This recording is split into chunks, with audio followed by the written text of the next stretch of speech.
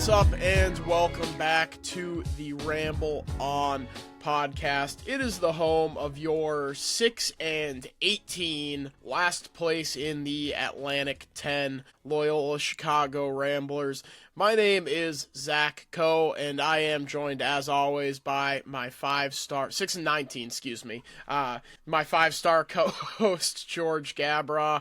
George, I can guess how you're doing with this team, but we talked about a week ago, sorry, I can't help myself, but previewing that Davidson game, obviously, things got a little hectic for us, work-wise, obviously with me, with the Super Bowl, you're starting up a new job and whatnot, so just glad we were able to get together, preview that Davidson game that wound up being a beatdown, which both of us predicted, but how are you doing in the last week or so? Aside from Loyola stinking it up, I'm doing good, but yeah, it's just a bummer that we got a win and we think, maybe we can turn it into 2 wins. And sure enough, we go to Davidson and we just are completely uncompetitive.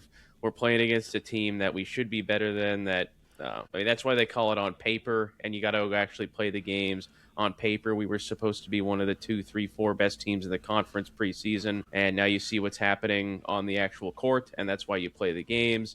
Davidson is obviously just better than us in pretty much every facet of the game. They showed that once again on Friday night when they beat us down by 20 points. In the 2 games we played against them this season, we lost by a combined 35 points. Davidson, it's not like they're a bad team, but they're certainly no world beater. They're right in the middle of the A-10. They've got some good players, but guys that you should think that Loyola could hang with and hopefully be better than, and that's what's been the case the last couple of years. This season, that is not the case. They're just better than us. Pretty cut and dry, and it was another disappointing loss. Yeah, and I feel like this year we're kind of seeing the downside more than any other. Maybe it's happened in years past, and maybe just because it's right in my front door now, I'm paying more attention to it, but it feels like this is the first year that we have a ton of teams that had crazy high expectations, loaded up in the portal, went out and spent a bunch of money, and are just falling completely flat on their face. Obviously, Loyola's one, Kansas State is another one, Dayton is another one. It's just... It's Salle on Dayton Twitter. Probably have seen him around on Twitter, even if you're not ingratiated in Dayton Twitter. But he tweeted on a week ago, 6 days ago, on Friday night when Dayton was getting their ass beat, also on Friday 10. The NIL era has added an extra layer of embarrassment to teams like this version of Dayton. I think this also applies to Loyola, given that Dayton, VCU, Loyola, St. Louis are all spending in the same range on NIL, but in previous years, bad teams were still a part of building something, working towards graduation, etc. It's damn near impossible to stomach a bunch of losing from overpaid vagabonds, and I feel like that is exactly what we have here. I tweeted it, the Bloods and the Crips holding up the bandanas tied together, but Dayton and Loyola fans coming together against overpaid vagabonds, and that's exactly what we have on our hands here. Yep, it just goes to show you got to be able to hit in the portal. Not everybody that you grab in the portal that was good at one school and has a lot of pedigree and they've got however many stars next to their name. You still got to hit on these guys, and Loyola's missed on pretty much every guy that they got in the portal, and that's why they're so bad this year, because they were really, really relying on those guys, as many teams are year in, year out, with how the landscape of college basketball has changed, with how teams change so much, especially at the mid-major level every single year. You got to be able to hit on those guys. Unfortunately, this year, Drew, he did not hit on, I don't think, any of them. I don't think he hit on any transfer guy, a transfer player this year, which is unfortunate. And we've obviously Dotson, maybe. Yeah, Dotson. And then Amos has shown flashes here and there, and Daywilk flashes here and there, but no guys aside from Cade Dotson who have really been consistent, and that's why we're sitting in the cellar in the A-10 at 2-10. Yeah, it's just it's super frustrating, like you said, in the NIL era. So many teams. I mean, this is not a unique experience to Loyola where you go out and you load up and you miss in the portal. I mean, there are countless other examples. St. John's was a preseason top 10 team after loading up in the portal. They were fifth. Yeah. So they were right behind. It was top 5. them and UConn, top 4 and 5, and Yeah. Yeah, and obviously that hasn't gone the way that Patino or any Johnny's fans had been hoping after they loaded up. And obviously on a much smaller scale, we're seeing that with Loyola. We're seeing that with Dayton. I mentioned Kansas State is another one. We're gonna touch on Jerome Tang and his comments post-game yesterday after they got throttled by Cincinnati. But yeah, it's just, unfortunately, that's just part of the new NIL era, and there's not really any way to get around it, because it's something that I touched on, I think, earlier in the season. But Kevin Sweeney was quoting a tweet that said, "Oh, like, we need collective bargaining. There needs to be some sort of CBA, but the players have no incentive to come to the table because the system benefits them so much. So we're stuck watching a full season of overpaid vagabonds completely suck it up." And it's something that Drew touched on. And I don't know if you want to go through these game by game, the VCU and the LaSalle game. Obviously, you get a win against LaSalle. But to me, the biggest story since we last recorded a full episode came in Drew's post-game after that Davidson beatdown. So up to you if you want to quickly go through those or if you want to just get right to these quotes. Yeah, I mean, I'll just be real quick because the VCU game was almost 2 weeks ago. The LaSalle game was a little over a week ago. Just my thoughts on the VCU game. I was obviously very excited with how the first half started. They were up by, I think, 15, 16 points. They were looking good on the road, and then sure enough, it's tied at halftime.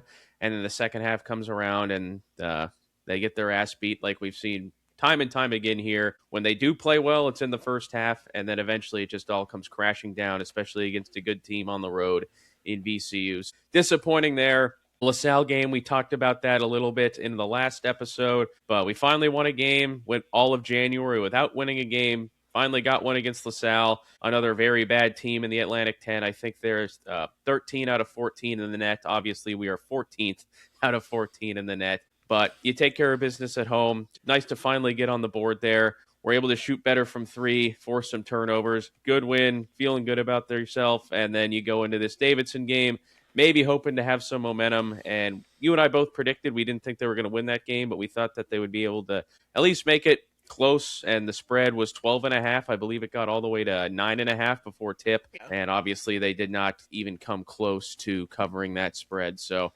disappointing game there. I am very happy they got a win, but at this point, I don't really know. It's tough when you're 2-10.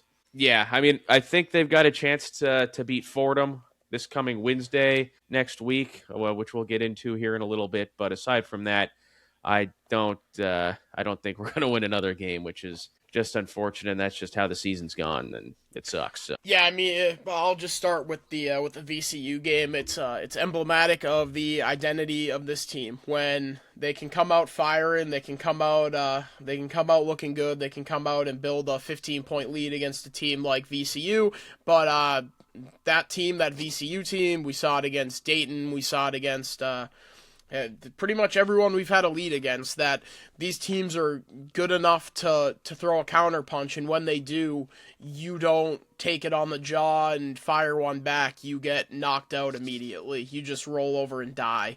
Like that's what we saw against VCU. You get a 15-point lead, finally some shots start falling for VCU, and then you're tied at halftime and you just roll over and die. You don't have anything else. Drew touched on it in, about a month ago, when he said that they were physically and mentally weak. Like that's what they are. That's what this team is. So yeah, I mean, not much else to it other than that. Obviously, it's nice to win a game against LaSalle. Yeah, the few students that bothered to show up for that game, I'm glad they got to see a win.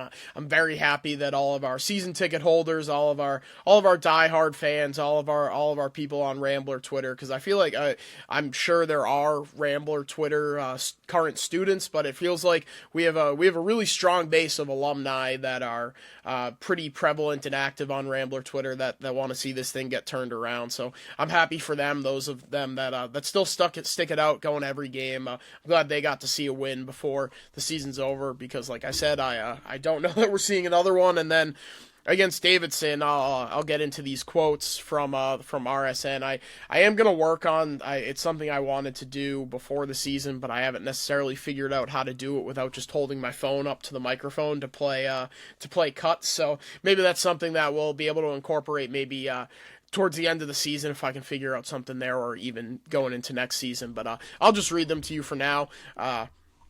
Drew said, quote, "I'm not surprised by tonight because the last 2 days were two of our Wednesday was okay. Thursday, brutal energy in practice from a mentality standpoint. And then today it's shoot around, just not what we need. You saw who played in the second half. Those are the guys that have been the most consistent in just pushing in the same direction as us and us not having to beg and plead. Those are the guys that are looking in the mirror and trying to grow and get better right now, and that's what we need." So, I mean, obviously, I think once we get into the Jerome Tang comments, I think Drew has done a really nice job of towing the line of putting all the pressure on the players and all the blame on the players, and also like looking inside and blaming himself. I mean, he opened the interview with like, obviously I'm not doing a good enough job of getting these guys prepared, but I think it is a blend of both. Like it's something that I think there needs to be a change at head coach after this year. I don't think it's coming. I know you're on the same page as me, but if there's one thing that you cannot say about Drew Valentine, it's that you can't say he doesn't care, because every single day he puts on that headset, and I'm sure it's not easy. I'm sure after every single game where they get beat down, where they show no energy, they look like they don't even care. And he said it, we look like we don't even care to be out there. Like we have no energy to even start the game. We aren't excited to be on the court. Like, this is a national TV game on a Friday night, and we can't even have energy for that. Like, I'm sure it's taken a toll on him. I'm sure it's mentally and physically beating him down, but he sits there with Sudi and CT, he puts on the headset, and he takes accountability. So that's really all you can ask for in a season like this. Like I said, I think there needs to be a change at this point, because you can't have the bottom fall out on you 2 seasons in a row. And I think that was it 21 or 22? 22, right? 22, yeah. Yeah. I think the 2022 Loyola team would beat the dog shit out of this Loyola team. Like, I agree.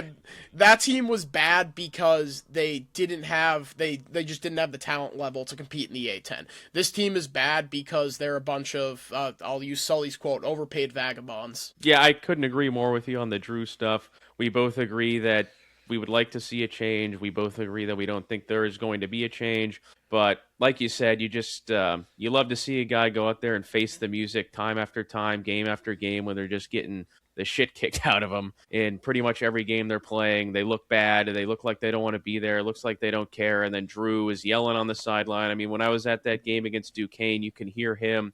Granted, it wasn't a full house, but still a pretty good crowd for a Saturday against a team with 2 teams, especially Loyola, not having great years, and you could hear him yelling as loud as he could on the sideline. You can tell that he really wants to win, as any head coach would, and you love to see that. You love to see him go and answer those questions and be direct.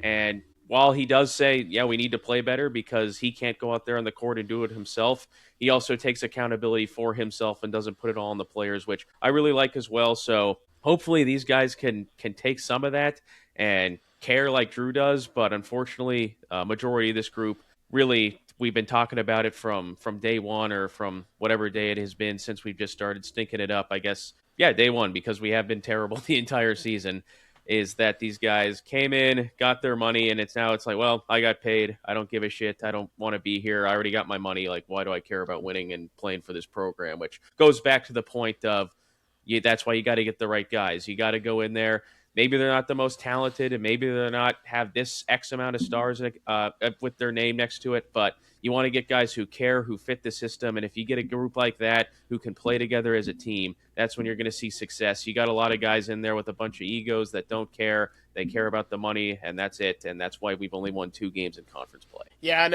I think what frightens me the most, and is part of the reason that leads me to say I think we just need a clean slate, is when you look up and down the roster, how many guys are going to be here next year? Like, obviously you have your foundational piece in Miles Rubin, who already came back despite offers from Power 5 schools, from better programs, from anything, but why is he going to stick around? Like, to me, last year, there was a reason for Miles to stick around. We felt like that was a tournament caliber team last year, and you reloaded, and you're projected to finish 4th in the A10, and like, we're sitting here saying, I mean, you all heard the preseason expectations that we had, 27-4 or whatever it was. Mm-hmm. We had them losing single-digit games. Yeah, so, like, if you're Miles, why are you sitting around saying, I'm going to come back to this? So now that's your foundational piece that knows the culture. When the rest of the players that stayed, Josh Ola-Joseph, he can take a hike. Xavier Ramos, he can take a hike. Justin Moore is an interesting one because obviously he's coming back from a major knee injury, but he's proven that he hasn't been fully healthy this year, and it's not something I necessarily hold against him coming back. Again, just 1 year after, like I said, that ACL surgery, that's a major injury, but that's another potential foundational piece. Cade Dotson, I think we mentioned it. If there was going to be one guy that you highlight as, okay, this is a guy that can stay here and build something, I think he would be another one. Obviously, just a sophomore. Daniil Glazkov played more minutes than him their freshman year. Obviously, Dotson was at New Mexico behind Donovan Dent, so there's a little bit of an asterisk to put on that one. Daniil Glazkov, I think he's been great in these last 2 games. He's someone that we highlighted in that Davidson preview as starting to build on things, and Drew highlighted him as a guy who is willing to look in the mirror and get better and buy into the program and take the criticism and keep working. And then from there, obviously, Nick Anderson, we've seen flashes. But again, like, if you're a talented freshman that has shown flashes and you're on a bad team, like, what is his and Chuck Love's incentives just to stick around other than just buying in and believing in the culture? Like, so there are pieces here, but Alex Richardson I think is going to leave, and Daywilk I think is going to leave, and then obviously Dom Harris gave up on the team months ago, so he can also take a hike. So I just don't know how many foundational pieces that you have, how many links you have left to the culture that was Loyola basketball. Like when Drew says in his postgame, and we've heard him say it a dozen times, like, it means something to play for this school. It means something to have Loyola on your chest. Other teams circle you. Like, there's a reason why Colorado State wants to play you. There's a reason why North Texas wants to play you.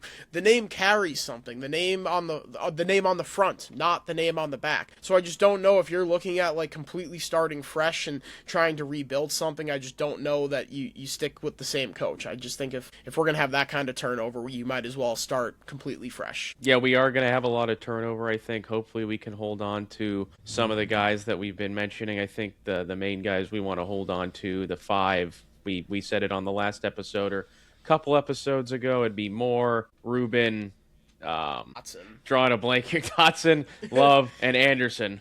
Yeah. I was looking up while you were talking. I was just looking up because transfers and whatnot. I was going to say Jaden Dawson because I was looking up his stats for Kansas and just guys where they've gone, and he's averaging 2 points per game. So grass isn't always greener when you go to a program like that and you don't get any minutes. Yeah, but you know what is? You know what is greener? That fat stack of cash that he got to go play for Bill Self for a year. That is very true. Yeah. But yeah, those 5 guys right there, if you can bring those guys back, I think you can run it back, and then you got to make hits. You got to hit in the portal. It's simple. And college football and college basketball now, if you're not hitting in the portal, if you're not Duke, Kansas, Kentucky, North Carolina, any one of these big schools that are able to get guys and they're either one and done, or you get guys and they're able to stay and they want to stay, or you can get these 5-star transfers that are moving from the mid-majors or even lower Power 5 schools that want to take that step up. Unless you're one of those schools, you got to be able to hit, and if you don't, you're going to have seasons like this. And I'm hoping that they can hit on some of these guys next year. They can get some of these guys that we just mentioned to come back, because if they don't, we're going to keep seeing this repeat itself, and then that Final Four run 8 years ago is going to feel like it was 100 years ago, and this thing is going to go south quick. It does, yeah.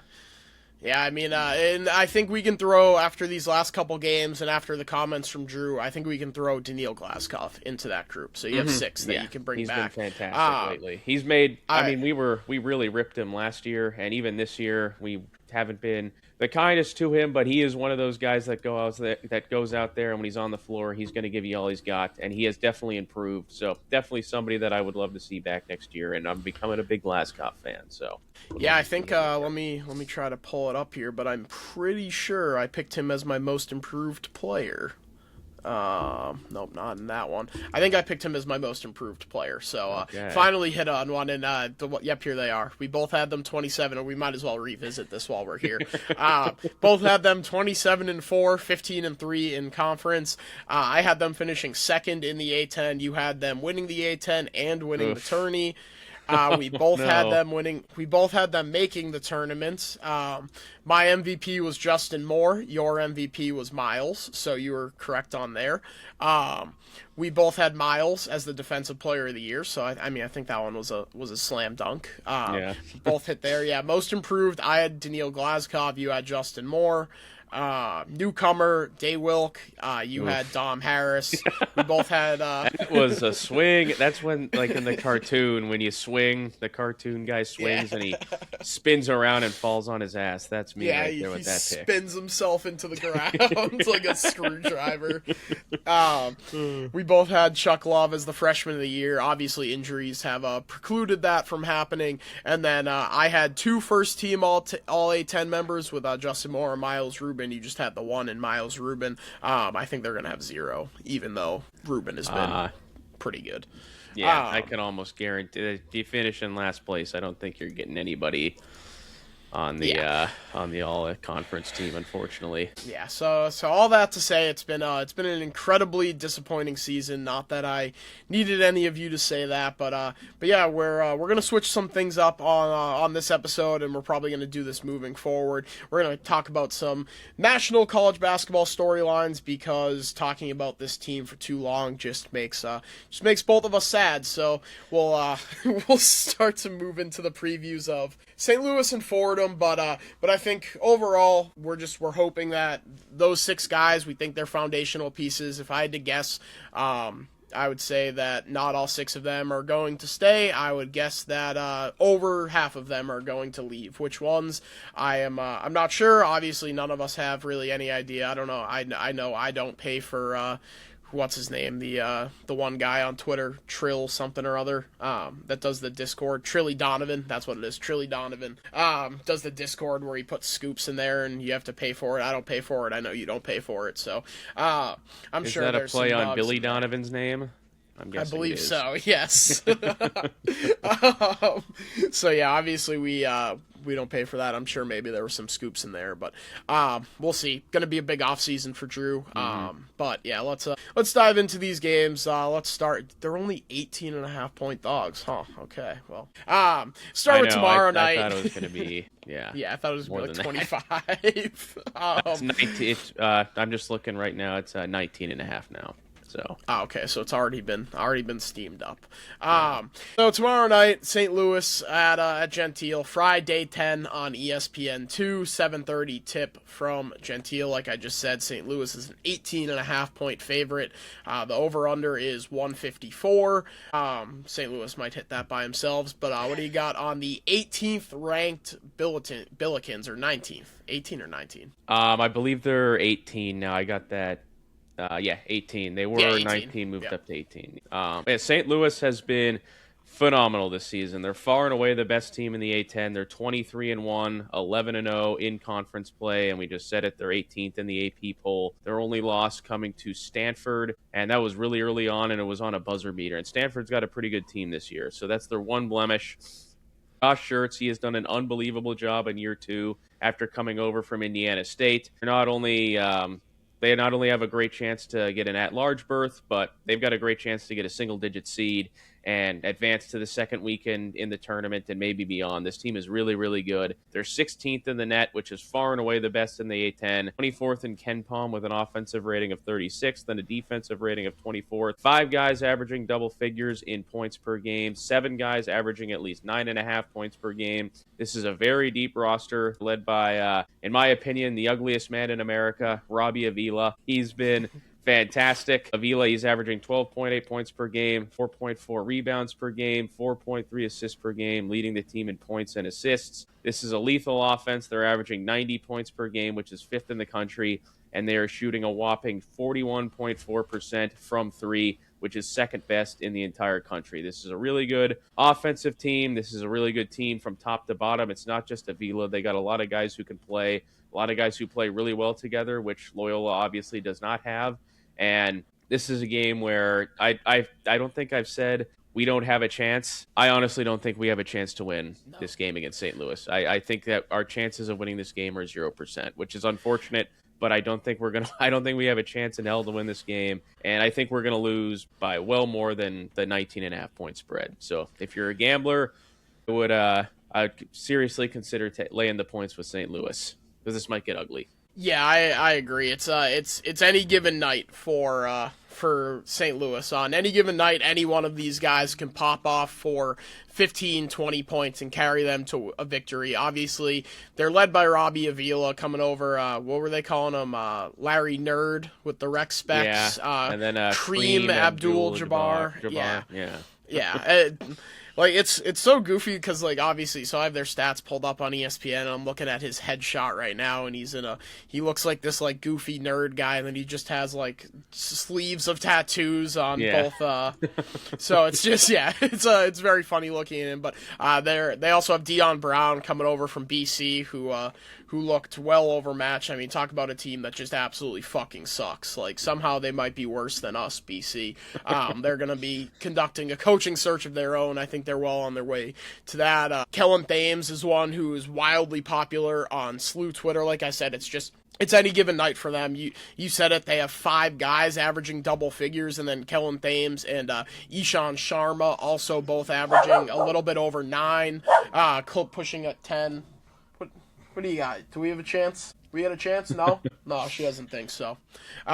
So yeah, 2 guys pushing double, so they could, realistically, by the end of the season, have 7 guys averaging double figures. Josh Schertz, like you said, he's banging one of the players' moms. That doesn't seem to impact any of the morale there. His son's on the team. Did you see that graphic they tweeted? He's like, it was like Jaden Schertz top 6 in points per game by coaches' sons, and he's obviously averaging whatever it is, 0.8 points per game, but that's good for top 6 among coaches' sons. Yeah. So yeah, I thought that. Danny Hurley's kid, and when they would just wipe the floor with people in those 2 tournament runs when they went back to back, and this 5'8" white guy comes out there and looks like he's obviously should not be on the team. He's on the team because his dad's the coach, but it's always funny when you see those guys coming in the end of games. Yeah, and apparently I forget who it was, but somebody tweeted like Jaden Schertz is such an asshole on the bench or whatever, and that's what prompted them to tweet the graphic that he's top 6 in scoring for coaches' sons, which is awesome. I can respect a good troll job like that. So so shout out to them for that. I'm guessing Tucker DeVries is number 1 on that list. Yeah, he was. I forget exactly who does the power rankings, but they had like divisional cosplayers or something with every team other than St. Louis, and then there was like legitimate contender with VCU, and then it said coach banging a player's mom, and it just had St. Louis's logo up at the top. I just saw it right before we started recording. So yeah, I'm all in for little bits like that, anything to make this season even slightly more enjoyable, because like we said, it's been a real slog. I'm with you. I'm going to have a wager on St. Louis minus 19.5 now, or whatever it lands at. I'll probably take it tonight just so it doesn't move up anymore. I think this is a game where we are going to get mollywopped, boat raced, destroyed, any word you want. Yeah, any of the bunch. I have it now. Among the top scoring coaches' sons in America, right here. Tucker DeVries, 14.1 points per game. Braden Shrewsbury, 11.7. Sam Hoiberg, 9.4. Reese Robinson, who we saw earlier this year with North Texas, 7.1.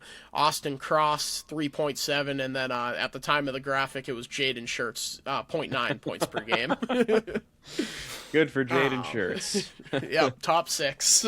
Very funny graphic to put out. Shout out to the SLU social media team for leaning into something like that. Because like I said, this is all supposed to be fun, and I know we haven't been having a ton of fun on our side, but I'm sure it's been a lot of fun for St. Louis fans, and I'm sure it's going to continue to be a lot of fun for them well into March. And honestly, I think they have the capabilities to be playing into April. So. Oh yeah, I think they can definitely go to Indy for the Final Four. They're that good. So it's unfortunate that we have to play them tomorrow, and we got to go to their place think, one of the last games of the season and play them again. And those are both probably going to be ugly, but that's just been the season it has been. So yeah, and they've got to be locked for an at-large at this point, right? The one I think unless loss they to lost Stanford. out, but Yeah, I mean, that's not going to happen. So yeah, so I think even if hell freezes over tomorrow and we catch them with a quad 4 loss, I think they're still in. Assuming they went out from there, because then you're talking about your 2 losses being okay. You got caught by one of the worst college basketball teams I've ever watched in my life, and then lost on a buzzer beater to Stanford. So yeah, I think that they should be locked in. But we'll see. And but like I said, we both don't think they have a chance tomorrow. One game that they might have a chance in is the one after that, next Wednesday night against the Fordham Rams. 7 o'clock Eastern on ESPN. What do you have on the Rams? Well, the Rams, one thing I do know about them that isn't basketball related, I know that they are located in the Bronx, and I have heard that they have the best dining hall food in the entire country. Yes, I've also heard that. It was a big factor into my college decision-making. Obviously made the right decision on that front because I don't think anyone wants to hear Ramble On. Talking about the Rams, but yeah, some of the best dining hall food in the country, as you alluded to. Definitely in they're currently in pillow fight contention, right? Gotta be they are. They are tied for 4th to last. Okay. Yeah. If we are going to win a game, like you said it, yeah, probably. We are going to win another game. I think this is probably it. You just mentioned it as well. They are 13-12, 4-8 in conference play. Unlike St. Louis, the Rams are one of the worst offenses in the country. They average just 67.9 points per game, which is 312th in the country. And they shoot a brutal 28.2% from beyond the arc, which is the 7th worst mark in the country. 185th in the net, and the only 2 teams they are ahead of in the A-10 are us and LaSalle. 167th in Ken Palm with an offensive rating of 251st, defensive rating of 100th. This is a solid defense. They are holding teams to 66.2 points per game, which is the 18th best mark in the country and the best mark in the Atlantic 10. But big part of that as well is because they play at one of the slowest paces, 355th. So they're gonna try and get you in the mud. Like a lot of teams we see in the Atlantic 10, when we play them, they try and get you in the mud. They try and slow you down, and that's going to be no different when we see the Rams next Wednesday night in the Bronx. DeJour Reeves has been the best player on the floor for the Rams this season, averaging 17.1 points per game, but he is prone to turning the ball over. My bottom line here, this game, if we're going to win, and I think this is our last chance to get a win, we need to try and run some more on offense, get turnovers and get out in space, and try and finish on those fast breaks. So great turnovers, play fast, run up and down the floor, try and get the Fordham out of their rhythm. And I think we have a chance to win this game, but this is another game, even though Fordham's not very good, we're even worse and we're going on the road. I'm not going to pick us to win this game either, so I've got us going 0-2 here in the next 2. Yeah, it's very funny looking at the Ken Palm because obviously we are dead last at 311th in the Ken Palm, not out of the 300s yet. LaSalle is the second team closest to us. They're at 240, so 70 spots higher. And then Fordham is the third lowest in the conference. They're all the way up at 167. 67, and they're the third worst team in the conference. It really is remarkable how fucking awful we are at basketball this year. I'm right there with you. I don't think that I can pick them to win this game. I think there is obviously a path to when you're talking about a team as bad as Fordham is, but again, talk about throwing stones from a glass house. This is one of the worst teams I've ever watched in my life, and it's something that CT said at the end of the last broadcast. It's just the offense isn't good enough to put up consistent enough points, so they have to rely on the defense, which is also awful. So it's even when they play perfect. That's why I think it's the 330th ranked offense or defense by Ken Palm this year that Loyola has, and the 263rd ranked offense. I just don't know that even if you play perfect, you can beat a team like Fordham. You can beat a team like LaSalle, and I don't think they played perfect against LaSalle, you can't beat a team like VCU. You can't beat a team like Dayton. You can't beat a team like St. Louis, and they just don't play perfect enough. Like, I think they played like 3/4 of a perfect game that first game against Dayton. And then obviously you get punched and you can't throw a counter punch. You have a glass jaw. You crumble immediately. It's just, I don't know that it's going to happen for this team again this year. Like, unless you run into LaSalle again, which is, like, I guess it's a possibility in the pillow fights. But even then, who's to say that they see you again and they don't have something new for you, and you haven't already given up by then. Like, guys have given up. Guys gave up 2 months ago on this team. So it's tough to, it's tough to think they have any chance of winning another game this year, and I'm not going to pick them to win this one against Fordham, and I'm not going to pick them to win another one the rest of the year. And if they win another one like they did against LaSalle, I'll say, okay, nice, that's one to build one. Maybe that's something you can build your culture off of, but I'm not going to be holding my breath. Neither am I, and you mentioned it when they get punched, whether it's early on in the game and the 22-0 run that George Washington had, or it's like the VCU game a couple of weeks ago where you get out to a lead and then they punch right back and you get knocked down. They just stay on the ground. They don't want to get up. They just want to lie down, take a nap, and that's that. These other teams that you're playing and these other teams that care and these other teams that want to win, they get right back up and they throw another punch and they keep fighting until the buzzer sounds, and that's just not us. And if we get punched early in this game against Fordham, I think it'll be a blowout. Even if we get out to a lead, I think that Fordham is going to punch back, and when that happens, I think that we're going to curl up in a ball and not respond well. So just the kind of season it's been. I'm obviously going to watch these games, going to be cheering for us, hoping that we win.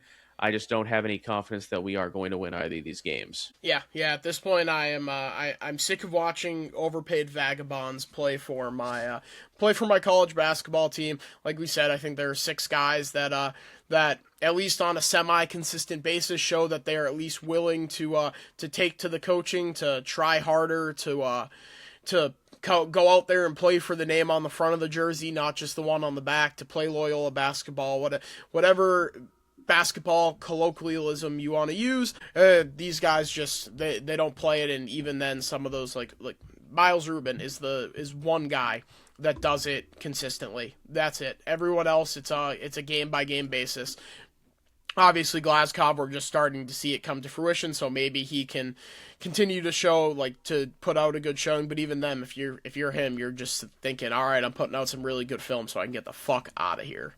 So it's unfortunate, and this program, Steve Watson, Drew, the assistant coaches, even though I think they should clean house on that front too, because I think that obviously whatever they're doing, if you're going to keep Drew, I don't want to see a single assistant that's the same on this staff next year. No offense to any of those guys. I've said it before. I hate calling for people's jobs when I don't have any replacements, but I also am not going to sit here and act like this is acceptable, and none of them should either. So yeah, on that front, I don't have too much else on Loyola. It's just it sucks. It's unfortunate, and that's the season we find ourselves in. It's February 12th. Was it Bobby Hurley at Arizona State? Someone asked him how he can clean up the rebound, and he was like, "Shit, it's February, whatever. We got 7 games left. It's not getting cleaned up," which is kind of a loser mentality, and like that is someone who's actually going to lose their job at the end of the season. So, but yeah, like it's February 12th. It's not going to get better. This is the team we have. They're probably not going to win another game the rest of the year. Maybe they win their pillow fight in the A-10, and even if then, like, you're just setting yourself up to get fucking smacked in the first round. So yep, couldn't have said it better myself. Alrighty, so let's get into stuff that's more fun. Talking about the rest of college basketball. We'll start with taking a trip down to Tuscaloosa, where Charles Bediako was just ruled ineligible by a judge after playing 5 games for Alabama, in which Bama went 3-2. I have some thoughts on this one. I'm curious to hear yours first, though. Yeah, it was ridiculous that he was allowed to play in the first place. I mean, the guy I think he was drafted, he was playing in the G League, and once he turned pro, there shouldn't be any coming back to play in college hoops. Nate Oates, he's such a hypocrite. He's like, well, he's available and we can sign. It's like, just shut up. Nate Oates, I've lost all respect for him with this whole saga. thank God that common sense prevailed here and that judge ruled that he was ineligible. I think that all three of those wins that Alabama had in that stretch where they went 3-2 with him in those 5 games should not count. Those losses should, but the win shouldn't count. I mean, it was just ridiculous. Well, this guy was able to play in the first place because he turned pro. Once you turn pro, you can't come back to playing college hoops. It should be pretty cut and dry. Apparently, it's not for a lot of people, and I think common sense prevailed here, and I'm happy that Bediako is no longer playing college basketball because he turned pro, shouldn't be allowed to, and I think it's as simple as that. Yeah, no, what's interesting in this case is that it was pretty much the NCAA never ruled him eligible. They, the entire time, have maintained consistency of this guy went pro, he is not eligible. And Nate Oates in Alabama pretty much said, go fuck yourselves, he's playing for us. If you want to stop it, we'll see you in court. And the NCAA said, bet. And they won. So you mentioned it. I think the interesting conversation here comes from what do you do with these 5 games? Because you have 3, what was the first game he didn't play? Ole Miss was the first one? Or was it? It was, Ole Miss because there was a video of Auburn. So you have Auburn, you have Texas A&M, you have Mizzou, and you have Oklahoma, who are all, maybe not Oklahoma, but in the case of Auburn and, no, that's not right. It would have been Auburn, Texas A&M, Florida, Mizzou, Tennessee. Those are the 3. So you have Mizzou, Texas A&M, and Auburn, who are all firmly going to be on the bubble. Like, these teams are bubble teams, and now they lost to a team with an ineligible player. So if you're going to vacate the wins and say, okay, you guys played with an ineligible player, like what do you do with these 5 games? Because it's not fair to the 3 teams that lost to them with an ineligible player that it could come down to them being on the bubble and being like, oh, well, like, they're like, that's kind of why everything has turned into such a mess. And I saw someone on Twitter say this. When James Wiseman was at Memphis, he played 3 games, and he was ruled ineligible for taking gifts, which is, in hindsight now, seems ridiculous that someone would do something like that. And they told Memphis they were not eligible for postseason play. So, to me, I think that's the precedent. Alabama, you are not eligible to make the NCAA tournament, period, point blank. It's enough of taking them to court and letting the courts decide and going here. If you're the NCAA, if you're Charlie Baker and you want to set a precedent, Alabama does not play in the NCAA tournament this year, point blank, period. Yeah, I agree with you. They shouldn't be allowed to play.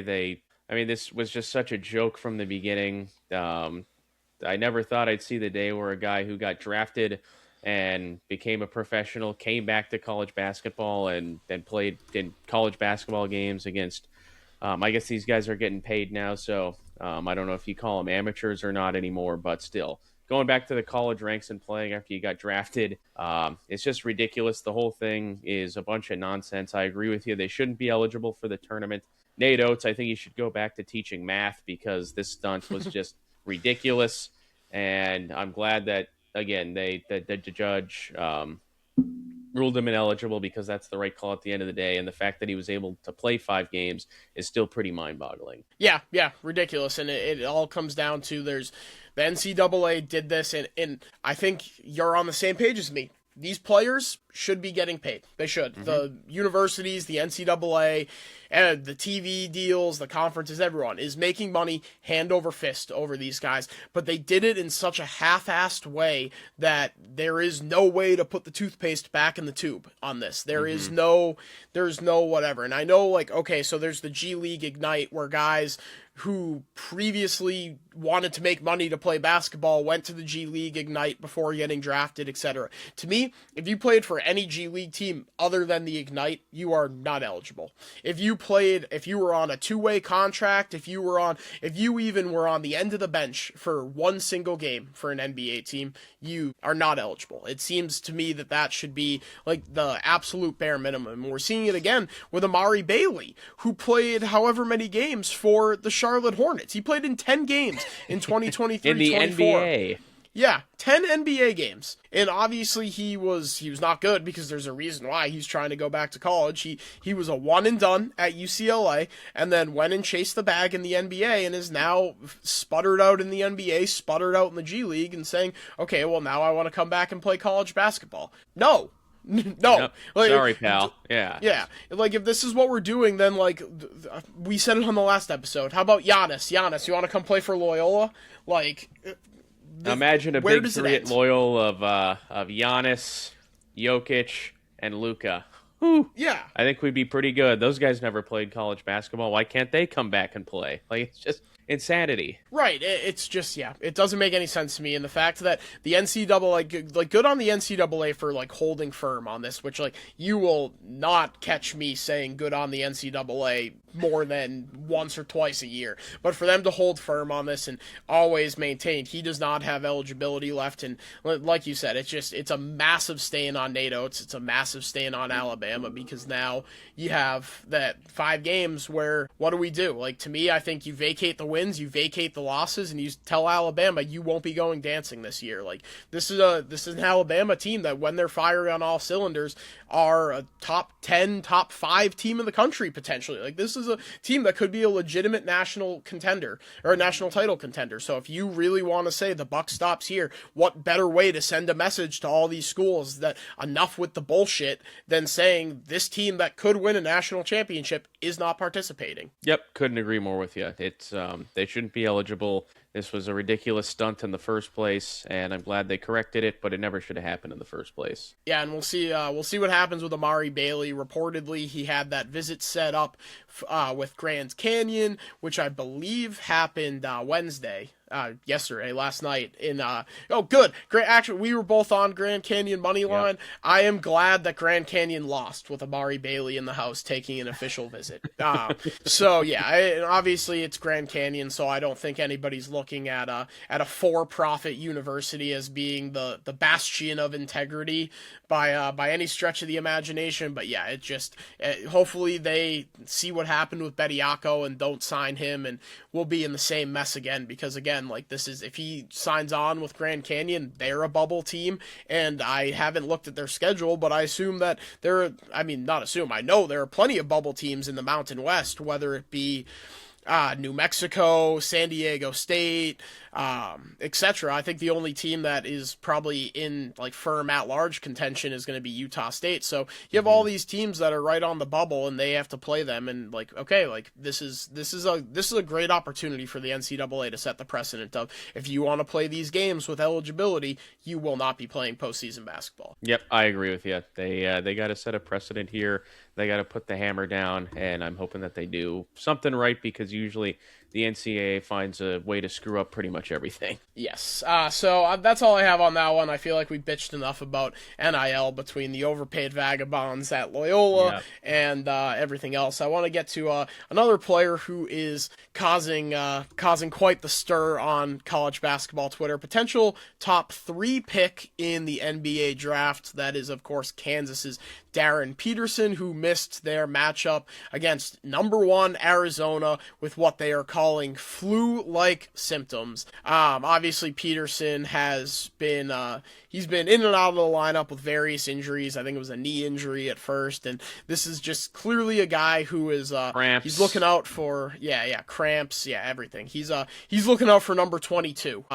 That'd be Darren Peterson. He's looking out for himself. He's trying to make sure he doesn't get out of this season injured, so he can go and make a shit ton of money in the NBA, which I respect on one hand, but also on the other hand, how are you not an NBA team looking at this kid going, does he even like playing basketball? Because it certainly doesn't seem like it. Certainly doesn't seem like it. You're right. I think from a lot of the things and a lot of the articles and mock drafts that I've looked at, he's projected to go number 1 by a lot of, or he was projected to go number 1 by a lot of outlets before this thing happened on Monday night. And I get it. You're sick. You have flu-like symptoms. It sucks. But, I mean, have you ever heard of the flu game with Michael Jordan playing with a 100 whatever temperature in the NBA Finals and willing his team to a victory? Kansas, you're number 9 in the country. You've won however many games in a row. I mean, Kansas is rolling right now. They're playing really good basketball. It looks like they are a potential national title contender after they had some early bumps and bruises in the non-con and then losing their first 2 games in conference play. They've really turned it around. And you've got number 1 undefeated Arizona coming to your building, Fog Allen Fieldhouse. I believe Bill Self is 30-something-0 on Big Monday when Kansas plays at home. And this is a huge game. You're out there warming up, for God's sake. And then last minute, I'm not going to go. It reminds me of the SpongeBob episode where Mr. Krabs loses SpongeBob in a poker game to Plankton, so he has to go work at the chum bucket, and then SpongeBob's like, I don't really feel like it when Plankton's asking him to make the burgers and whatnot. But yeah, I mean, that's just what Peterson was like one day. He's like, warms up, he's like, I don't really feel like it. Doesn't play. Kansas still finds a way to get a victory. That was a huge victory for them. I mean, they're probably going to be on the 2 line, I would think, right now, and they've got a chance to keep improving that in the best conference in college basketball this year, I think, in the Big 12. But if Peterson doesn't play, I don't think they can win the national championship just because he is that good. He is that important. Obviously, the team around them is really good, but I'm hoping that he goes out there and starts playing because this is ridiculous. You can't be out with cramps. I mean, guys say all the time they cramp up, they go get stretched out, they drink some water, they drink some Gatorade, and they're right back out there. This guy goes on the bench with cramps and doesn't come back. You hate to question a guy with injuries and with the flu and with whatever it is, but I don't know. It just seems like this guy's looking out, like you said, for number 22, and he's looking to make a bag in the NBA, which, again, he should be looking out for himself, but at the same time, you got to go out there and play. You got to go out there and play basketball. This isn't the NBA. There isn't load management. You got to go out there and play when your team is scheduled to play, and he has not been doing that. And it's disappointing because he's really fun to watch. Yeah, and I mean, I think they showed on, like, I think obviously when you're talking about a player of this caliber, like, obviously their chances to win a national title are exponentially higher when he's out there on the floor, but you can't count on him. But they showed that they can play with anybody. They beat the number 1 Arizona, their first loss of the season at home at Fog Allen on Monday without him. So, like, I think this is a team that is more than capable of making a run. But they're like one of the 5 should be one of the 5 teams with the shortest odds to win the national title if he's going to play. And like I said, I just don't know how you're an NBA team looking at him questioning his work ethic, because he's out there, he's leading the team in warm-ups, he's this and that. Like, if he just had the flu and he was sick and it was before the game, like hours before the game, he's not going to go. Like, he's got the flu, or when the injury report comes out, he's out with an illness. Like, fine. But clearly he was good enough to at least test it. Like, he just didn't want to play is the only way I can possibly interpret it. He's missed 9 games this season. Kansas has played in 22 games, and he's played in 13 of them. And he's an unbelievable player, but like at a certain point, like, when is the next time he's going to decide that he doesn't want to play? Because that would be my number 1 concern. And if I'm a member of that Kansas team and I know how valuable he is to this team, I'm sitting there looking at him going, dude, what the fuck are you doing? Mm-hmm. Like, looking at their schedule, yeah. He can't get up to play number 1 Arizona. So what is going to make him get up to play number 5 Iowa State on Saturday? Or on February 23rd to play number 3 Houston? Or traveling to Arizona to take on what I assume is still going to be number 1 Arizona? Like, what games are you going to get up for? Because if you can't get up for that one, then I don't know what to tell you. Because I don't know if you saw that video with the Pursuit of Happiness remix blaring at Fog Allen during that game, and it's just a packed house, and they're beating up on... That place is awesome. Yeah. Like, it looked like the biggest party ever. Like, if you can't get enough energy to get over the sniffles with that, like, then, like I said, I think you're soft, and I think if you're an NBA team, you have to be questioning the work ethic. Yep, I put in the notes here, soft as Charmin, which I think he is. He reminds me a lot of Kawhi Leonard. He's just like, yeah, I don't feel like playing. Yeah, I don't want to do this. Yeah, I don't want to do that. Yeah, you need to cater to me. It's all about me. It's not about the team. It's about me, myself, and I. And I feel like that's kind of Darren Peterson's motto. I think he is the best player in the country when he's out there. He's unbelievable. Like I just said a few minutes ago, he is so much fun to watch. I mean, you turn on a game and he's playing, and he's unbelievable. But again, if I'm an NBA team and I have the first overall pick and I'm picking right now, I'm not picking him because I don't know what his work ethic is like. I don't know how much he loves to play basketball. And when you can't get up for a game like that in your own building against an undefeated number 1 team, I don't know what you can get up for. Yeah, it's a very me guy move. James Harden is the name that came to mind for me, where it's just like, like the Clippers are rolling and we're playing well. Well, actually, I don't want to be here anymore. So how about Cleveland this time? Like, it's just with James Harden, it's just roll a dice and whatever logo comes up, that's the team he wants to play for next. So it's just it's unbelievably selfish. Obviously, the injuries are one thing, but cramping, the flu, where you're out there in warm ups, it's just it seems like it's always something with him. So we'll see how that continues to play out. Next thing I wanted to touch on, Jerome Tang last night. I mentioned it when talking about Loyola. Obviously, Kansas State is a team with pretty deep pockets, and they are underperforming big time this year. They currently sit at 10-14, which is good for 15th in the Big 12. And last night they got absolutely destroyed at home by Cincinnati, 91-62. And post-game, again, this is another one where I'd like to be actually able to play the sound for you, but this is what Jerome Tang had to say. Quote, "This was embarrassing. These dudes do not deserve to wear this uniform. There will be very few of them in it next year. It's just ridiculous. We have practice at 6 a.m. I'm pissed. This is, And then he proceeded to tell the media that they had 2 questions to ask him, so whoever wanted to ask the 2 questions could go ahead and do it, but he was pissed. So, as he should be, and I think that this is what I was talking about with Drew Valentine. I think he has towed the line very nicely as to looking inwards and also placing the blame where it belongs. You said it, Drew can't go out there and play in these games. That's somebody that we know doesn't have any eligibility left. He exhausted his eligibility. We know Drew Valentine, because like I said, you cannot question Drew's care factor. Drew's care factor is through the roof. That is someone that if he had eligibility and he could suit up and he could go out there, I think he would. I think he would go out there and say, he'd this give is how we fucking 110%. play.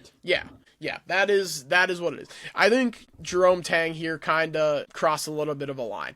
I'm sure all these coaches, I'm sure Anthony Grant at Dayton would love to go out there and say these dudes do not deserve to wear this uniform. Shit, we've been saying it all year about Loyola, that these players do not deserve to wear this uniform. The Loyola uniform means something. It means something to both of us. It means something to all these people that are toughing out these games on Loyola Twitter. It means something to all the people that are in the Talkin' Blurs post-game spaces. It means something to Sudi and CT, to Drew, to everyone. It doesn't mean anything to these guys, and clearly it doesn't mean anything to the guys on Kansas State to be wearing that uniform either, but I just think that maybe going out in this fashion and doing something like that is not the best look for Jerome Tang, even though it was probably very well warranted. There's no doubt it's true. I mean, they've been horrible this entire season. Just a fall from grace. I think it was year 1. We were talking about this before we started recording, but year 1, they were a 3 seed. They got to the Elite 8, I believe it was, until they ended up losing to, I forget who they lost to, but just an unbelievable run. That's when they had Keontae Johnson, the kid from Florida. They had Marquise Noel. Yeah, the little, as Bill Raftery says, the little guy with the big ticker. And they were great, and then they've just gone downhill since then, and obviously this year has not worked out in the way that Tang, the alumni for Kansas State, or anybody on the team, I think, thought it would go. And while that is true, where guys don't deserve to wear the uniform and they're not given a full effort, and he's obviously upset with the way the season's gone and just everything about the season and the team. But at the same time, it's just a bad look to rip your team to shreds like that. Like, you can call guys out, you can say we got to try harder, but to say those comments the way that he did in the post game is not a good look for him. It's not a good look for Kansas State. And I'll tell you this, if I was a player and I was thinking about transferring somewhere, or I was coming in as a high school prospect and I was touring Kansas State and I heard that, I'm not going to want to play for that guy. So I think it's kind of detrimental to the program itself for him saying that publicly the way that he did. It's a bad look, and it's not going to help them. If anything, I think it's going to hurt them for this season moving forward and for seasons to come if he sticks around. Because why would any kid, high school or transfer, want to go play for a coach like that who's just going to rip you apart and disrespect you like that? I mean, if you're the coach, it's obviously the players aren't doing their job, but you're also not doing your job. And to put it all on the players like that, it's just, I I don't know. It's a bad look. Yeah, and I mean, I think it's something we touched on when Drew called out half the roster when he did it then. I think that was not a great look. I think that's a sign of a program in turmoil, and I think these are both programs in turmoil. But I think, like I said, I think Drew's gone about it, aside from the one instance, I think he's gone about it the right way. And if you're Kansas State, obviously you have deeper pockets than a school like Loyola. You have donors and boosters that are going to say, like, enough is enough. Like, this is now, like you said, you make your Elite Eight run. I looked it up. They lost to FAU during right. their Cinderella run. But then last year you go 16-17, 9-11 in conference play, and now this year you've completely bottomed out at 10-14. Like, to me, this is like, that just sealed his fate. Like, okay, you can say like, these guys don't deserve to wear this uniform, and a lot of them won't be next year. Like, yeah, dude, that little quarter zip that you're wearing right now, you're probably not going to be wearing that one next year either. And yep. And if you're a team looking for a new coach, like, why are you going to look at Jerome Tang, who's now called out his players after falling flat on their face 2 years in a row? I mean, we said it. He has one run to his name, and I guess it could be hypocritical of us to say, like, okay, like, you have one good run to your name, and then at the same time say that Drew's gone about it the right way compared to this. But like, what incentive is there for you to stay? And I guess, like, maybe that's not hypocritical because we're both calling for a change at the coaching position for Loyola. But like I said, like, why do you deserve to keep your job if you can't get these guys going 2 years in a row now? Mm-hmm. Yeah, exactly. I think that might have just sealed his fate right there. And again, if he's looking for a job in the future, that's not a good clip that's going to help him moving forward. So I thought that was just a bad look, plain and simple. Bad look, and season's not going how you want it to go, and then you just add some more fuel on the fire there, and you put all the responsibility on your players, on college kids. Well, they maybe deserve it because they aren't playing well. You got to put some of the blame on yourself as well because you're the head coach. You're supposed to be a leader of men, and that's not something a leader of men does, is do that. So bad look. I was very surprised to see that, and I'm sure he's regretting it today. Yeah, definitely. I'm sure he woke up for that 6 a.m. practice and thought, oh, fuck, why the fuck did I schedule a 6 a.m. practice? And then was like, oh, I maybe shouldn't have said that last night. Obviously, I think Drew probably had the same realization when he woke up the day after calling out half of his roster too. So that's kind of all the storylines we got here for this. There are a bunch of really incredible games coming up in the next couple days, starting with a loaded Saturday slate, which for those of us that have Valentine's Day plans, thank you, NCAA, for putting a loaded slate on Valentine's Day when I was sitting around doing nothing last Saturday for a pretty mediocre slate. But a couple highlights. We got number 4, Duke hosting number 20, Clemson. I mentioned it earlier. Number 5, Iowa State hosting number 9, Kansas. We'll see if Darren Peterson is good enough to go in that one. Pretty lofty line already in that one. Iowa State laying 5.5 currently. Oh, wow. What else do we got here? I know you listed them all. Texas Tech, Arizona, Saturday. That should be a good one in Tucson. Yeah. So a bunch of really good games. Where do you want to start with? We can start. Another one. We can start with that Duke game. Yeah. So obviously, Duke led by Cameron Boozer, who is, again, he's in that same conversation with AJ DeBansta and Darren Peterson in the kind of top 3 guys in the NBA draft, taking on Clemson, who is coming off of an upset loss to the Hokies of Virginia Tech. Interested to see the bounce back for Clemson. I feel like the last couple years have kind of been one of those teams where they have a good regular season. Clemson is. They have a good regular season. They end up ranked in the 15 to 25 range and then just fizzle out. And so far, it looks like it's going to be more of the same here. I think Duke is probably going to roll in this one. Yeah, this is at Cameron Indoor. Duke coming off that heartbreaking loss to North Carolina, which, real quick side note, John Shire. That guy is such, like, can he cry anymore about the the storming on the court? My assistant got punched. We have not, do you know how many cameras and people videotaping? Yeah. And we have not seen anything. That guy needs to shut up, quit whining. You lost the game. That's that. Move on. Like, Duke has to find any excuse they can.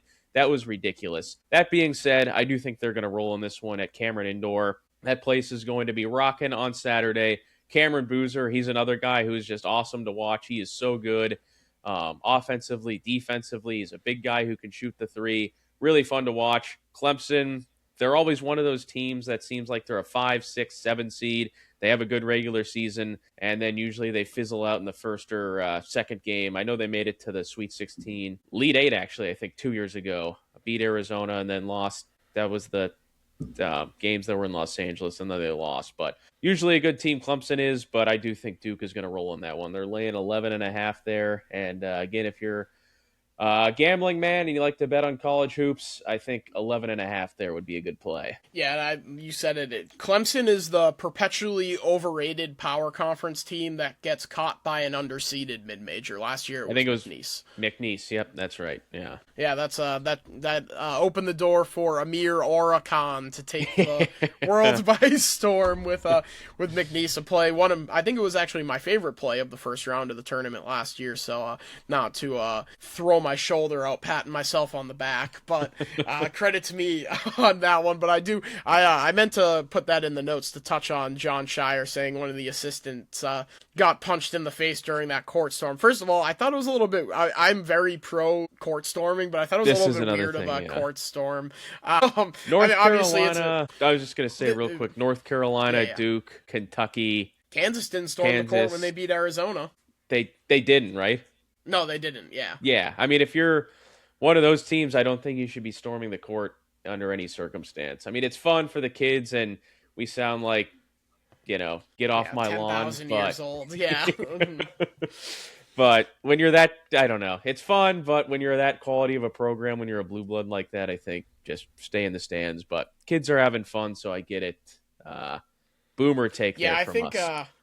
I think I'm willing to make an exception for those schools if they're a down year, they're unranked, and they take down if UNC was unranked and they took down, just to make my point clear, I don't really have that much of a problem to win a game against your arch rival in the fashion that they won that game. I mean, they looked absolutely dead to rights in that one for a large majority of it. They clawed back and were able to get a win. So yeah, buzzer beater. I'm fine storming the court against your rival like that, but I otherwise agree with you that Kansas, Kentucky, actually not Kentucky, because I think Kentucky is the most fraudulent program going. They are not a blue blood to me. Yeah, Cal sucks, Kentucky sucks. Fuck that program. They are the most perpetually overrated team in the country, and Calipari's the most perpetually overrated coach in the country. But yeah, I think I'm okay with it in that. But like you said, there are however many. I mean, the fucking kids storming the court all have their phones out recording themselves storming the court. There's not one video. The Attorney General of North Carolina put out a statement saying if you have any footage of this court storming that shows a Duke assistant getting punched, send it to me, please. He was begging for it, and not one person had video of it. All the TV cameras, all the news cameras. This was the biggest game of the day. And by so far. You have all this media attention on one of the biggest rivalries in college basketball, and not one person has even an inkling of a Duke assistant getting hit. This is classic Duke, where it's okay, we blew a pretty sizable lead. Let me get the exact number. How can I make this loss about something other than us?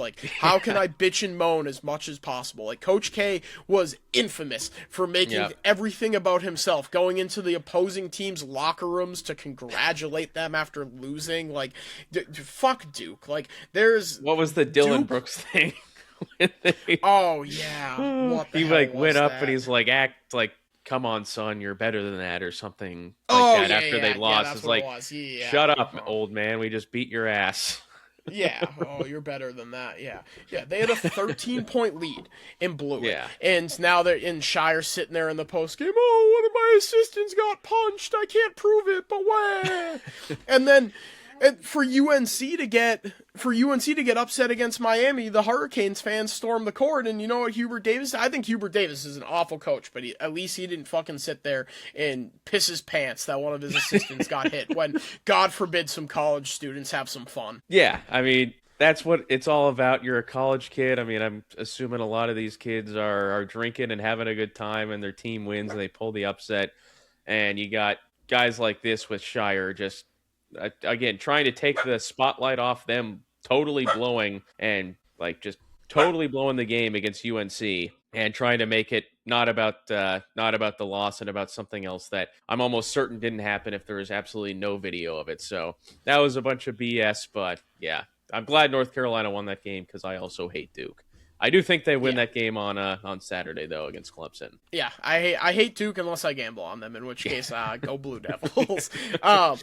Another court storming quickly that I wanted to touch on, the Pilots of Portland getting who was it? Seattle? Who beat Gonzaga? Portland, right? The Pilots, yeah, Portland. Yeah, Pilot, yeah. The Portland Pirates, Pirates, Jesus. The Portland Pilots getting a win over Gonzaga earlier in the week. That was just, talk about an all-time moment. Like, you could tell how much that meant to those kids there, the players and students alike. Yeah, like, that's what it's all about. They obviously took they got the fine from the conference for storming the court, and the AD put out a statement, was like, I'll pay every penny of this, like, out of my own pocket. That was worth every penny of the $5,000. Yeah. And I'm sure, I mean, obviously if you're the students, you don't give a fuck that some, like, mega rich AD has to pay a little money. But yeah, great story for them to take down Gonzaga. I think we said it, maybe Mark Few should put down the bottle and focus on coaching basketball. Yeah, I think that game kind of showed Gonzaga's not all they're cracked up to be. I think they were number 6 in the country with only the one loss to Michigan in the game they lost by 40. But yeah, I think Gonzaga's a little fraudulent. Yeah, Graham Ike is only like 45 years old, so maybe he'll fire up the LinkedIn pretty soon. But he was playing for Wyoming like in 2021, I think. Like, he's been around forever. Yeah, he was on the Wyoming teams with Hunter Maldonado, who I don't even that know went what to the he's tournament up to nowadays. Yeah. What is Hunter Maldonado up to nowadays? Let's quickly give it a look. Well, we know Graham Ike is still playing basketball. Hunter Maldonado is he's on the Brisbane Bullets of the Australian National Basketball League. Maldonado. Okay. So yeah. So maybe they can team back up after this season, because I have to assume go down under. Yeah. Let's see. Maldonado's 26 years old, and like I said, playing professionally in Australia. Meanwhile, Graham Ike is how old? Graham Ike is only 23. What? That can't be right. That just when is his birthday? Broke my brain. Let me go back to it. It is... Oh, it just says born 2002. Oh. Now his birthday's probably tomorrow, so we'll just say 24. Yeah, I agree. I agree. Somehow he's not a redshirt senior, not anything. His first year was 2020. So he's got the COVID year, obviously. Yeah. But yeah, I guess this is year number 5 for Graham Ike. Feels like he's been around for 10 million years. Yeah, I know. 12 games in 2020, and then played 3 full seasons, I guess. Yeah. Sure, why not? Graham Ike. Yeah. yeah. Still playing college basketball when we were still in college. Yeah. But yeah, that doesn't seem right. That broke my brain to see him at only 23 years old. I would have guessed he was at least 25. Yeah. But yeah, anyways, all that to say, Gonzaga lost to Portland. Keep going through some of this slate. Texas Tech showing, it's pretty interesting to me that Texas Tech and Texas A&M they both have oil money, but they've kind of gone about having it in different ways. Obviously A&M and 2 playoff teams there, but Texas Tech also flexing their financial muscles on the basketball court, whereas A&M, like I said, they're kind of a bubble team, if that at all. Like obviously we know with the SEC bias that they're probably going to get in, because when you look at the landscape of the SEC, I think the only teams that are definitely not getting in are the bottom 5. I think the rest probably have a chance between so from Ole Miss, Miss State, South Carolina, LSU, and Oklahoma are probably all out unless they win the tournament. And then from Auburn up, I think they're probably looking at a pretty good slate of SEC teams again in the tournament because of that bias. But what do you got on this? Oh, this one 11 minutes ago. Sorry, I like a little squirrel brain here got distracted by a story on the side ticker of ESPN. Caleb Wilson, another stud freshman for UNC, out with a fractured hand. Yeah. Too bad for that. He's been great. Yeah, big blow for them. And like I said, I made my thoughts on QB Davis very clear. I think he sucks. So we'll see what he can do without their best player. Yeah, that's a huge blow for them. Yeah, but besides the point, Arizona, Texas Tech. Yeah, I'm excited to see how Arizona's going to respond here. This game is in Tucson, Texas Tech. They're coming off a blowout victory last night over Colorado. Thank you again for that play, 14.5. Easy money there. But yeah, this should be another great game. Sense. I know, yeah. But opened at 10.5, it looks like. And Arizona's now laying 9.5. That seems about right. I think Arizona is going to bounce back coming off that loss. They're going to rebound here. They're going to be playing in front of their home crowd. Sometimes it's good to take a loss like that, especially when you're undefeated. It kind of resets you. And a coach like Tommy Lloyd, who is one of the best coaches in the country, in my opinion, can kind of get his guys refocused here for the home stretch, especially with the schedule that they have coming up here. So excited to see how they respond here. And Texas Tech, you just said it, they've not only flexed their muscles spending-wise with that oil money in football, they also flex them in basketball. JT Toppin, he is another guy that I really like to watch. He's averaging 21.5 points per game, 11 rebounds per game. This guy is awesome. I think he's making over $4 million, which for a college basketball player, that's like close to top-level quarterback money in the portal in college football. So I think he's worth it, too, because if they didn't have him, who knows where they would be. But he is awesome. If they're going to win this game on Saturday, I think it's going to have to be JT Toppin, who puts on a show here. Obviously, they're going to need other guys on that roster to come out to play and be ready to go. But I think if Texas Tech is going to pull off the upset, they're going to need Toppin to put on a show there. But yeah, I still like Arizona to bounce back. I think Tommy Lloyd's going to have the attention of his guys. They're going to get refocused. They're going to be playing at home in front of that Tucson crowd that should be fired up. And I do like Arizona to get back on track in that one. It should be a good matchup between Toppin and, man, it feels like everyone's a freshman. There is just an incredible freshman class this year. But Koa Pete down low for Arizona. But it seems like every game, one of Christian Anderson or Donovan Atwell steps up and has a big game for them. Obviously, those are the two perimeter threats. Anderson shooting at 43.8% from beyond the arc. Atwell at 45.1%. So two really lethal shooters. And, I mean, this is a Texas Tech team that let Darian Williams, who was the reigning Big 12 Player of the Year, and he was the preseason ACC Player of the Year, walk for money with Will Wade over at NC State, and they're still sitting here at number 16 in the country. But this is a Red Raiders team that I kind of think they've won the games that you expect them to win, and they've lost the games that you expect them to lose, aside from Arkansas, I think is the one that I was expecting them to win that they lost. And I think maybe Duke is one that I was expecting them to lose that they ended up winning. But aside from that, they lose at Illinois back in November. They lose at Houston. And then on their home slate, they beat BYU. They beat Houston at home. And I guess they lost to Kansas at home too. So that's one where maybe you were expecting them to win, but they didn't. So I think that trend's Darren Peters. Sorry, that game. Oh Kansas, that was right. Not this past Monday, but the last Monday, and they were up big, and then Peterson hit a shot 3 to tie the game, and then Tech, I think they scored like 1 point from the free throw line in the final 4 or 5 minutes, and then Peterson just right down next possession tie game, just drilled one on the road. I mean, that's the kind of player he is. I'd love to see him play more. He just doesn't. But yeah, that was a great game. That's right. We were both on Texas Tech in that one, right? I believe so. I know. I was. Yeah, I definitely was too. He just completely took over. Yeah, and he can do that. I mean, he's that kind of player. He's that good. Right, yeah. I mean, exactly. You don't play 13 games and still be in conversations to go number one in the NBA draft unless you have that kind of talent. But, but yeah, I expect the Wildcats to bounce back in this one. Back at home, back with your home crowd in front of you against a Texas Tech team that, like I said, aside from a few examples, they've won the games you expect them to win, and they've lost the games you expect them to lose. So now that I say that, I expect them to lose in this one. They're easy money on the money line, catching 9.5, which seems like a big number on the road for a pretty good team, but we'll see how that one goes. How many more do you want to touch on? Do you want to just do one or two more here? Yeah, we can do, I think the best game of the day is probably that Kansas-Iowa State game, so we can touch on that one. Yeah, let's dive into that one. What do you got? Cyclones versus Jayhawks. We'll see if Darren Peterson's over the sniffles.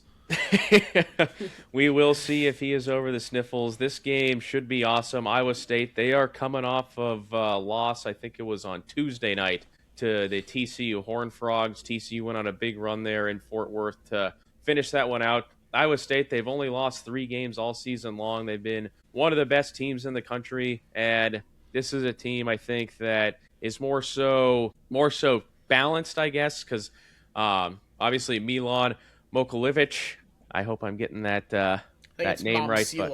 Momcilovic, yeah. He's been fantastic, 18.4 points per game. Joshua Jefferson, he's averaging 17 points per game. So the front court for Iowa State has been fantastic. Taman Lipsey, he's been phenomenal as well. So those are kind of the big 3 for them. But this is a really loaded roster from top to bottom. TJ Otzenberger, he's done a fantastic job with that program, and that place is going to be rocking on Saturday. I know that, especially with Kansas coming to town. Kansas, I'm hoping that Peterson plays. I'm not sure if he's going to play because you never know with him, it seems like now, with whatever he's dealing with. But I hope he plays, and if he plays, I think Kansas does have a real chance to win that game because they're one of the best teams in the country when he's out there. And even though it's on the road, if Peterson's playing, I might pick Kansas to win that game because I just think he's that much of a difference maker. Yeah, I think I like I said when we were talking Peterson, we were talking Kansas there. I think 5.5 is a pretty big number for Iowa State to be laying, especially to a team that already beat them by almost 20 points the first time they played. Albeit that was at Fog Allen, which again we already talked about the environment there, tough place to play. But the Jayhawks get an 21-point victory, 84-63. But I do think that Iowa State coming off a loss here against TCU, like it was a clear look ahead spot for the Cyclones. They have Kansas coming up on Saturday, then they have Houston coming up on Tuesday, and then 5 days later, that would be Saturday again. They go to BYU to take on them. So pretty decently tough 3-game stretch there following the loss against TCU. I think, like I said, the 5.5 is a little bit much for me to be laying with Iowa State, but I do think they get the job done after that loss on the road against TCU. Yeah, I like Kansas if Peterson plays, and if Peterson doesn't play, I like Iowa State. But it's not just Peterson. Flory Badunga, he's been fantastic down low.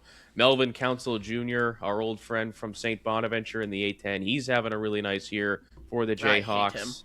I'm also not a fan, but yeah, he hit some clutch free throws the other night in that game against Arizona, and he was really good in the absence of Peterson. And maybe our boy Jaden Dawson will get into the game because he did not play at all in that game, even without Peterson on Monday night. He's only averaging just under a tick of under 10 minutes per game at 9.9. So maybe he'll get in there too. We'll see, but this should be a fantastic ball game on Saturday. Yeah, I was looking at Melvin Council's game log because I remember there was a game that he just could not miss that I faded them and I found it. It was December 13th at NC State. He put up 36 points on a 9 of 15 shooting from 3. And not a fan of Melvin Council. In fact, I might just roll with Iowa State regardless just to fade Melvin Council. Get him out. But yeah, that's all I got on that one. Anything else you want to touch on before we get out of here? Nothing that comes to mind, but yeah, it's nice to kind of change it up from Loyola. Obviously, we're diehard Loyola alum, Loyola basketball fans, and it sucks that they suck this year, but it is nice to touch on some other stuff in college basketball because not only are we big Loyola fans, but we're huge college basketball fans as well. We love not just the tournament. I know a lot of people are just there for the tournament for college basketball. We are there from opening tip when it's early November and feast week through conference play all the way through. And yeah, obviously we're going to keep talking Loyola here, and hopefully they can start playing better. But it is going to be fun to talk about some other stuff that's happening in college basketball because both big fans, both very passionate about it, and we're getting down to the nitty-gritty here in the best part of the season. So looking forward to that. Yep, just because it hasn't been a fun season for Loyola, it doesn't mean we're going to give up on this team, doesn't mean we're going to give up on this podcast. Obviously, this one was a little bit of a longer one, not a whole ton of Loyola chatter aside from the first part. So I think that's probably going to be the format moving forward, where we'll talk Loyola for the first half of the episode, and then kind of get into some more fun storylines just to keep things fresh. Because again, I think there's only so many different ways that we can say this team sucks and they're not enjoyable to watch, and there's only so much time that you listeners have to hear this team sucks. Like, we're not telling you anything new, we're not breaking down anything new. The team sucks and they look like they don't care. Like, until that changes, there really isn't much else for us to say besides breaking down the game, kind of looking for small glimmers of hope. Obviously, Daniil Glaskov has been one in these last 2 games, so we'll see where things go from here. Like I said, we both have them getting absolutely boat raced by St. Louis tomorrow, and then they have a chance on Wednesday. Hopefully they can get the job done against Fordham, but like I said, I'm not holding my breath on them winning another game this year. Either way, we'll be back again next week sometime after that Fordham game. So thank you so much for tuning in. Be sure to follow us on all the socials. You can find us on Twitter at Ramble On Pod. I'm at @co_Zach.